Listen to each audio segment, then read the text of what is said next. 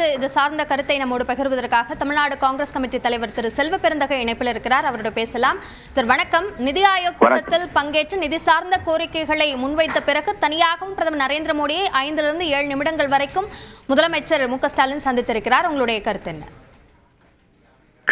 பலமுறை சந்தித்திருக்கிறார். பலமுறை தமிழ்நாட்டுடைய பிரச்சனைகளை, தமிழ்நாட்டுக்கு கிடைக்க வேண்டிய உரிமை நிதி, நமக்கு சேர வேண்டிய பங்களிப்பு அனைத்து பற்றியும் தொடர்ந்து பேசி வருகிறார், வலியுறுத்தி வருகிறார். ஆனால் என்ன பயன்?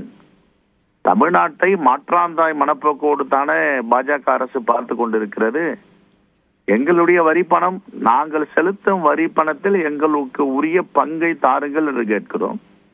எங்களுடைய பங்கை எங்களுக்கு தராமல் பாஜக ஆளும் மாநிலங்கள் உத்தரப்பிரதேசத்துக்கு இருக்கும், வேறு பல மாநிலங்களுக்கும் அளிக்கப்படுகிறது என்றால் அது எவ்வளவு பெரிய ஏமாற்று வேலை, எவ்வளவு தமிழ்நாட்டு மக்களை வஞ்சிக்கிறார்கள் என்பது இதன் மூலமாக தெரிகிறது.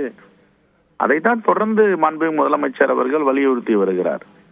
ஒரு தேசம் மேன்மை அடைய வேண்டும், ஒரு தேசத்துடைய கட்டமைப்பு வலிமை பெற வேண்டும் என்றால் எல்லா மாநிலங்களும் சிறப்பான முறையில் வளர்ச்சி அடைய வேண்டும், சம வளர்ச்சி இருக்க வேண்டும். ஆனால் எந்தவித ஆதாரமும் இல்லாமல், எந்தவித ஆதரவும் இல்லாமல் தமிழ்நாடு தொடர்ந்து வென்று வருகிறது. எல்லா நிலை கல்வித்துறை ஆகட்டும், மருத்துவத்துறை ஆகட்டும், தொழில் புரட்சி ஆகட்டும் தமிழ்நாட்டிலிருந்து புறப்படுகிறது.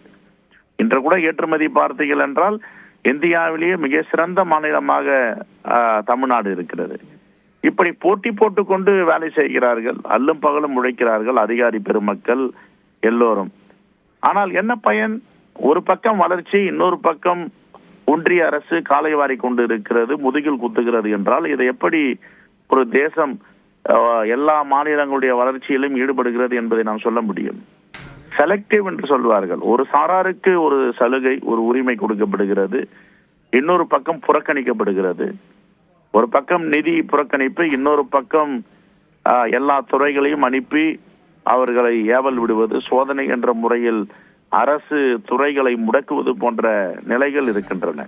எல்லாவற்றுக்குமா போயிட்டு உச்ச நீதிமன்றத்தை நாட முடியும், உயர் நீதிமன்றத்தை நாட முடியும்? ஒரு பெரும்பான்மை மக்களால் தேர்ந்தெடுக்கப்பட்ட ஒரு ஆட்சி நடக்கும் பொழுது அந்த ஆட்சிக்கு உதவிகரமாக இருக்க வேண்டும். இதுவும் தன்னுடைய தேசத்தில் உள்ள மாநிலம் என்பதை ஒன்றிய அரசு புரிந்து கொள்ள வேண்டும். மாற்றாந்தாய் மனப்போக்கூட நடந்து கொள்ளக்கூடாது. இதுதான் என்னுடைய முதல் பார்வை. மாண்புமிகு முதலமைச்சர் 6 மணிக்கு பத்திரிகையாளரை சந்திக்கிறார் என்று நினைக்கிறேன். சந்திப்புக்கு பிறகு நாம் உரையாடுவோம். நன்றி.